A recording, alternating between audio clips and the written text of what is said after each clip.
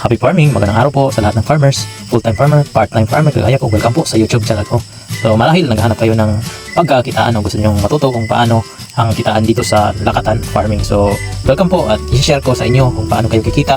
Talakayin natin yung mga oportunidad sa paglalakatan farming. So exactly 1 year ago na pala to. So ito, na-harvest ko na yung mother plant niya. Ito yung harvestin natin dito ay yung sugwal. So aside sa bunga, pwede pa pala tayong kumita sa sugwal ng lakatan. Oh, sa sugwal po ng lakatan, dito sa amin ay binibenta ko po ito ng 50 pesos. So pinakamura na po yun dito sa akin kasi sa ibang lugar, particularly sa Abuyog, sa Alang-alang at sa kalapit na lugar, binibenta nila ng 150 o 100 pesos. Pero depende po yun sa lugar. Kasi i-apply po natin yung law of demand and supply. Pag mataas yung demand sa lugar nyo, tapos konti lang yung supply nyo ng sugwal, syempre mataas yung presyo. Pero pag gaya sa Mindanao, madaming planters doon, syempre mababa yung presyo. So case to case basis yan. So dito sa amin, konti lang yung magtatanim kasi natatakot sila sa bagyo. So medyo mahal dito sa amin. So malay natin dyan sa inyo, konti lang yung magtatanim. Tingnan nyo sa paligid nyo. Kung konti lang yung tatanim, mas magandang magtanim po ng laktan. Kasi bakit? Maganda po yung kitaan dito kasi aside sa, sabi ko nga, aside sa bunga po, kikita po kayo ng malaki, no? Lalo na pag gaya kayo namin, kami yung nagdadirect sa merkado. Sa merkado kasi, pwede mo itong maibenta dito sa amin 70 pesos per kilo. Kung dyan sa Maynila, nabibenta to ng 120 per kilo.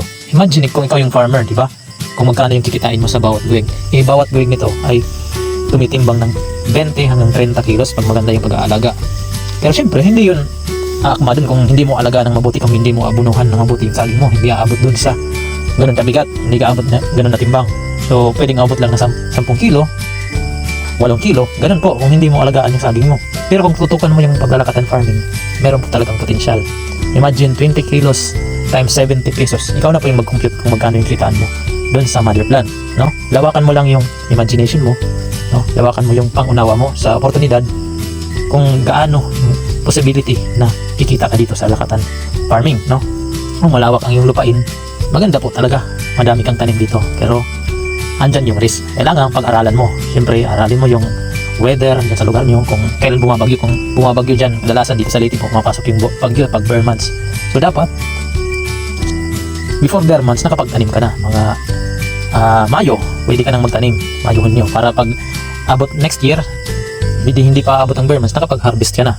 Pwede rin kasi dito sa amin medyo nagmamahal pag bare months na. So pwede kang magtanim ng hindi naman ganoon karami para lang mayroon kang may supply sa bare months para ma-lessen mo yung risk, no? So isa yun sa factor na dapat i-consider mo yung weather. Tsaka i-consider mo rin yung gagastusin mo. Magtanim ka lang ng kaya mo, ng kaya sa bulsa mo. Kung ikaw wala ka pang kapital, magtanim ka muna ng 1 piraso, 10 piraso, 20 piraso, 50 piraso. Depende sa kapital, depende sa availability ng katawan mo. Kasi sa tulad kong part-time farmer, so kuminsan-minsan lang naman ako nakakapag-uwi. Meron naman ako sweldo.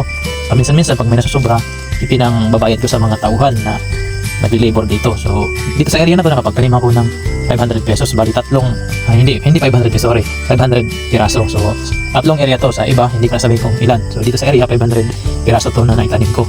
So okay naman kasi maganda yung bunga na naibigay sa akin. So average dito per bunch ay 15 to 30 kilos ito sa 500 na puno. Hindi ko na sabihin sa inyo kung magkano yung kinita dito sa area to kasi maski ako hindi ko alam kung magkano kasi ibinigay ko lang po sa mga magulang ko kasi mga magulang ko medyo matanda na rin. So last year kasi nagkaroon ako ng financial crisis. Napaka masalimuot ng napagdaanan ko last year kasi na-scam ako. So madami ako sinusuportahan, marami akong responsibilidad. Importante ko yung nanay ko, tatay ko, tapos yung pamilya ko pa, tapos meron pa akong nag-aaral na pamangkin sa college. So medyo mabigat po sa akin kaya naging blessing in disguise rin po yung nangyari sa akin yun na pag-scam kasi na-discover ko yung lakatan farming, no? Kasi sa oras na yun, pinagdasal ko na, Lord, sana bigyan mo ako ng sign, bigyan mo ako ng ibang pagkakitaan para maitawid ko yung mga pangangailangan ng pamilya ko. So thankful po ako sa vlogger na si Ga-Agri TV. Doon po ako natuto sa kanya. Doon po nabuksan yung isipan ko kung paano yung lakatan farming. So yung ikaw nagbabalak kang mag-lakatan plantation, so follow mo po si Ga-Agri. Marami po kayong ideya doon na matutunan sa kanya mula sa pag-aalaga, paano yung pag-aabono, paano alagaan, yung maintenance, no? Pero dito sa akin, pinopromote ko lang dito yung organic farming dito sa akin. Gusto mong matuto ng organic farming, makaiwas ka sa gasto. Panoorin niyo po yung diskarte ko kung paano kumita dito sa lakatan farming nang hindi ka gagasto ng malaki. So, thankful po ako. Thankful ako kay Ga-Agri at marami akong matutunan sa kanya dito sa lakatan farming. So, kung ikaw ngayon, naghahanap ka rin ng pagkakitaan, gusto mo magkaroon ng part-time, pina-encourage po kita magtanim po kayo ng lakatan. Kasi ang lakatan po, promise, hindi ka po magsisisi mula sa bunga, pati sa subwal, pwede mong maibenta. Kasi ang subwal, ay 50 pesos po dito sa akin. Pati sa online, 150 sa online. So dito sa akin, nag-order ako, may nag-order ng 200 piraso ngayong araw. So 200 times 50, kayo na po yung magkwenta kung magkano, di ba? Napaka laking ambag na nun sa kita natin, di ba? Bayad sa ibang tao, pagkatrabahoan na yun ng kinsenas o isang buwan na yun sa ibang tao. Pero ako, meron naman akong mga subwal, kinita ko ng isang araw. How much more kung mas malapad dito? Kasi dito sa amin, napakadami po talagang nag-o-order. Hindi ko na makakumpani lahat, hindi ko mabigyan lahat. Kasi bakit? Kasi konti pa lang yung tanim ko. Tapos, paminsan-minsan lang ako nakapunta sa farm. So, pag vacant time ko lang, doon lang yung nabibigyan ko kung sino yung medyo malapit, yun yung nabibigyan ko. So, encourage ko po tayo magtanim kayo kasi malawak pa po yung market ng lakatan. Hindi ka man kumita dito ng milyon, at least kikita ka po talaga. Kahit kumita ka lang ng 200 per puno, napakababa na po nun. So, feasible na po yun, 200 per puno. Kahit tag 10 piso lang yung kilo. So, pwede kang kumita ng 200 pesos. Kung may tanong ka na 1,000 ka puno nito, di ba? Di 200,000 yun sa isang taon. Paano kung 2,000? Kumita ka ng 400,000. How about mo kung tag 70 pesos per kilo yung per kilo ng bintahan ng lakatan? Dito sa 70 pesos. Sa Maynila, 120 pesos. Paano kung naka-timing ka nun na ganun kamahal? Kasi ang lakatan po, ngayon, pinakamababa sa farm price ay 30 pesos per kilo. Farm price na po yun, farm gate na yun, yung mga middleman na mismo yun yung pumupunta sa inyo para bilhin. 30 pesos po pinakamababa. Sa isang puno, sa isang buweg, pag mayroong 10 kilo, baba, 300 pesos po yun. Paano kung maganda yung pag-aalaga mo, umabot ng 20 kilo hanggang 30 kilo? Sa tag 30, sa 20 kilo, 600 na po yun, di ba? Paano kung naibenta mo ng 70 per kilo, kung nag-direct ka sa market, hindi na pinadaan sa middleman? Sa 10 kilo, 700. Sa 20 kilo, 1,400. So, ganun po yung nangyari dito sa farm namin. Dito sa mga tanim ko na lakatan. Naibibenta po namin ng 70 pesos per kilo dati. Kasi kulang yung supply dito, kulang yung nagtanim na timing. So, sabihin nyo, bot-bot niyo mo, yumaman ka ba dyan? Hindi pa po ako yumaman dito kasi nag-umpisa po talaga ako sa walang-wala. Kunti pa lang itinanim ko. Yung kita dito, sabi ko nga hindi ko alam kung magkano yung kita. Pero I'm sure may kumita talaga dito kasi ang kita dito ay binigay ko lang din sa mga magulang ko kasi sabi ko nga nagkaroon ako ng financial crisis last year. Malaki yung nawala sa akin na pera. So malaking tulong yung paglalakatan ko na to. Yung benta na ibigay ko lang sa mga magulang ko, pambili nila ng bigas, ng mga pangangailangan nila sa araw-araw. So hindi na yun nabawas sa sweldo ko. So malaking tulong na yun sa akin. So kung ikaw ngayon na nanonood, naghanap ka ng extra income, i-encourage ulit kita magtanim po kayo ng lakatan. So wag po kayong matakot kung sabihin nyo, hindi ko pa alam, wag mo pangunahan ng negatibong pag-iisip. So maging open-minded po tayo. Lahat po ng bagay na gusto nating matutunan, pwede po nating matutunan. Kasi sabi pa sa kanta ni Luni, buong mundo nasa dulo ng daliri mo. Ibig sabihin, lahat ng bagay, lahat ng kaalaman na gusto mong matutunan, pwede mo nang matutunan nasa dulo ng daliri mo kasi nasa digital era na po tayo. Punta ka lang sa YouTube, mag-search ka, alamin mo kung ano yung gusto mong matutunan, paano magtanim ng saging, paano kumita ng saging, paano mag-abono, paano i-market, paano i-dispose. Andun po lahat, as in lahat ng impormasyon para ikay matuto. Andun po lahat. O, wala pong rason para hindi ka magsimula. Kung wala kang kapital, pwede po kayong humingi. Kung malapit ka dito sa akin sa Haro Leyte, bibigyan kita kahit 10 piraso bigyan kita para makapagsimula ka. Kasi yung mga taga rito sa amin na walang mga binibigyan ko, hindi ko pinagdadamot kasi para rin yun sa kanila, di ba? Malaking tulong na yun na mayroong tanim. Kung wala kang lupa, pwede po kayong mag-arkila. Manap kayo ng mga kakilala nyo, yung mga taga dyan sa inyo na may mga malalawak na bukirin. I'm sure, mga mabait lalo yung mga mayayaman.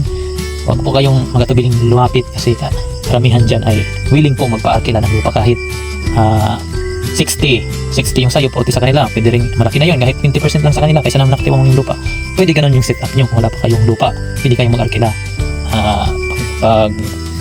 Tawag doon, pagkaroon kayo ng agreement na yung 80% papunta sa'yo, yung 20% napunta ka sa kanila pag nag-harvest na. Pwede ganun yung setup, no? So binibigyan ko lang kayo ng ideya kung wala kayong lupa at wala kayong pangkapital.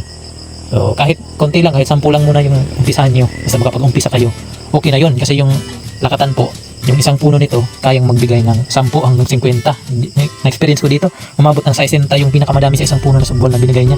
Totoo po talaga yun. Hindi ko lang nabidyohan. Pero kadalasan po 10 subwal yung binibigay per puno. Sa 1 year, yung 10 mo na yung pwedeng mag 100 na yun. Sa 10 kada puno. Pwede yun. Pwede mo nang umabot ng 100 na puno yun sa isang taon. Meron pong mga pamaraan para maparami mo yung subwal. Isa na po dun yung macro propagation. Itinuturo ko rin po yun dito sa YouTube channel ko. Pwede mo pong panoorin yung mga video ko para mas mapadami mo yung isang subwal. Pwede mong gawing 10 yung isang subwal. Pwede mong gawing 15, depende po sa pamamaraan mo. So meron po ang pamaraan, panoorin niyo po sa YouTube channel ko. Pwede rin po sa ibang YouTube channel ng mga lakatan farmers, particularly si Agri TV, kasi maganda po yung mga tutorials niya. Doon matututo po talaga kayo. Doon lang din po ako natuto. So maging open-minded lang po tayo, buksan natin ang ating isipan sa mga opportunity at tsak tayo ay kikita, no? So, sabi ko nga, lahat ng bagay pwede na nating matutunan ngayon. So napaka-lucky na po natin yan, napaka-pinagpala na po natin ngayon sa panahon. Wala nang rason para hindi tayo kumita kasi lahat ng available na impormasyon nasa dulo na ng kamay natin. Isang click na lang, andun na, matututo na tayo. So simulan nyo rin po yung lakatan farming kasi napakagandang opportunity po ito. Ito po yung i-share ko na sa inyo. Ito yung naging silbing daan para makapagtapos kaming magkapatid dito. Yung iba, pagtapos ng high school kaming dalawa dito ng babae, tapos kami ng college. Dahil nagpo sa saging, sa bayan silang saging, yung po naging trabaho ng mga magulang ko. Kahit hindi sila government employee, mga nagbayan silang saging, napapagtapos po kami nila. Marami po kaming magkakapatid. So ganun po. Meron po talagang kitaan dito sa lakatan farming. So itong order na to, bali 200 pieces, i-deliver ko to mamaya dun kay engineer. Yung nag-order kasi nito sa akin ay isang chief engineer ng barko, so isa pong seaman, chief engineer. So biruin mo yun, isa ng chief engineer, nagpa-farming pa rin. How much more ikaw? Wala kang trabaho, simulan mo po dito. Or kung naghanap pa ng ibang pagkakitaan, simulan mo po yung lakatan farming kasi napaganda po. So yun lang po, kung meron kayong katanungan, feel free to message me or comment down. Thank you po, please like and share, and mabuhay. Magandang araw po sa lahat. Happy farming!